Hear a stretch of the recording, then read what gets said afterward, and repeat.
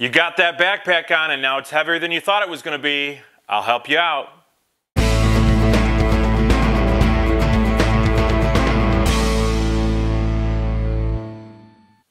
What's up guys, my name is Dan. I love hiking, I love backpacking, I love gear, and if you like that stuff too, consider subscribing, hit that like button below. Today, we're gonna talk about how to lighten your pack and how to be efficient with the gear that you've already got. On my very first backpacking trip, I carried 45 pounds of weight on my back.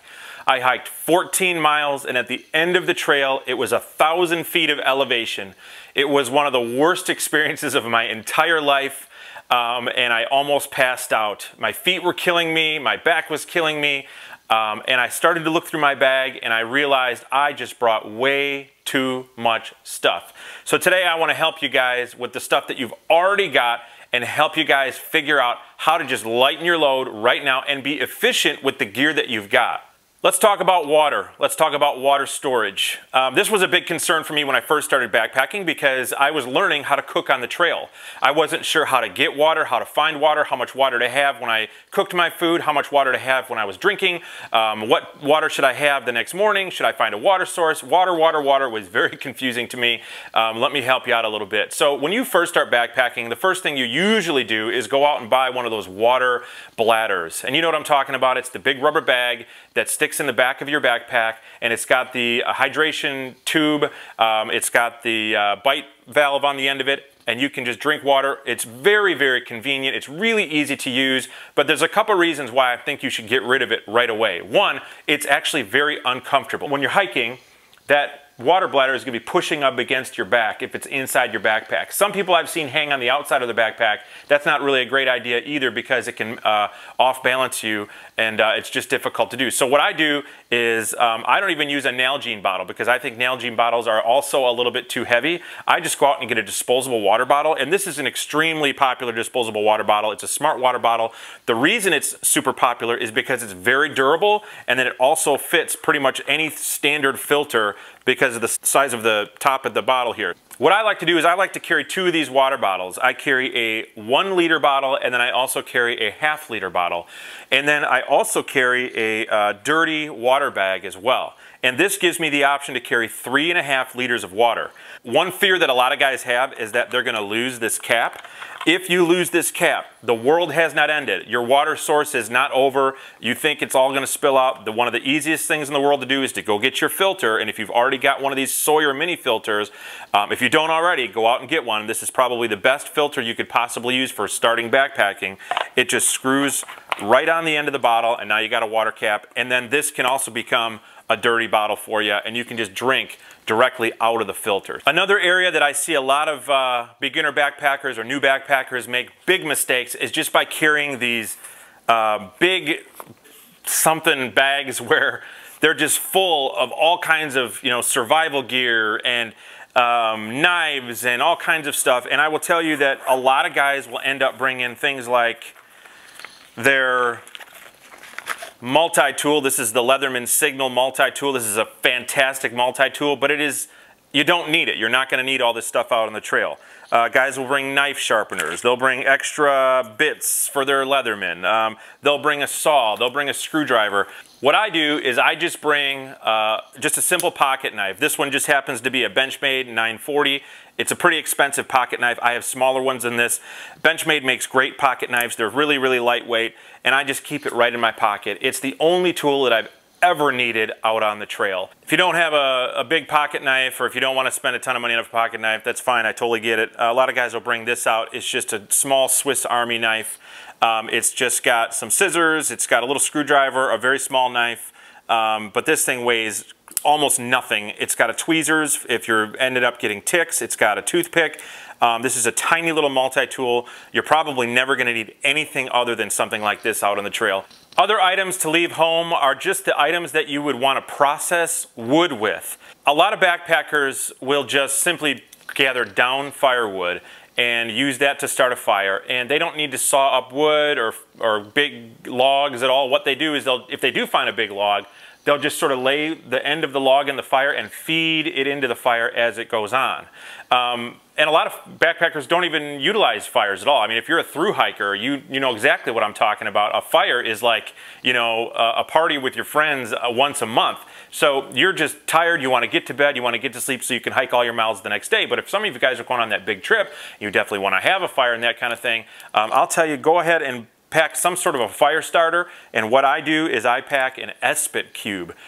This does a couple of things for me. One, it makes it so that I don't have to worry about my fuel for my food, because this also doubles as a fuel source for my food and cooking. This is just a tablet that will burn for about 10 minutes, and it will boil easily 2 cups of water, but it also works as a fire starter for the middle of your fire. So go ahead and grab a S-Spit cube, gather the down wood, leave that big hatchet at home, leave the saw at home. You are not going to need it on your backpacking trip. Another area to cut weight on the items that you already have is just to simply know your electronic items ahead of the trip. Know the area that you're going to go. If you want to take a great camera to take pictures, consider that weight of the camera, consider the rechargeability of the camera, consider how many batteries you're going to have to take. But most guys will just take their phones, because phones are taking great pictures nowadays. They're lightweight, they're easy to use for taking pictures, they're quick, and they're going to do just fine for you out there. But then also, if you have rechargeable items like your phone, and you are going out for a certain amount of length of trips, consider how many times you're going to need to recharge that phone. What I do when I go out is I always put my phone in low power mode. I don't like to put it into airplane mode because I like to be able to have my family contact me out on the trail. I don't want to have to turn it on and wonder. It just is a little more security for me, just knowing that it's not in airplane mode. So I leave my phone in low power mode, which gets me through an entire weekend of use, even if I'm taking pictures and video with this thing. But then I also bring a battery bank with me. This is the Anker 10,000 milliamp hour battery bank. This is probably overkill for almost most trips, but I do things a little differently because I like to film YouTube videos. I also have a different camera that I bring along with my phone to take a little bit better, more cinematic, nicer pictures. And then also want to consider your headlamp. Is your headlamp rechargeable? If it is, maybe you want to consider how much power your battery bank uses. If it's not rechargeable, if it takes AAA batteries, most headlamps will easily last without having to bring extra batteries the entire weekend or even a week. But if you do end up bringing extra batteries, you're only going to need 1 pair. Don't worry about bringing all those extra batteries. One other thing that new backpackers usually deal with is hygiene out on the trail, and their big concern is getting dirty out on the trail. And what I bring for toiletries, and this is a way that you can help reduce your consumption and reduce your weight, is I just bring just a decent amount of toilet paper, a small amount of toilet paper with me. I bring wet wipes with me, and I don't take this whole thing, this is just a stand-in. I'll take maybe 10 or so wet wipes with me.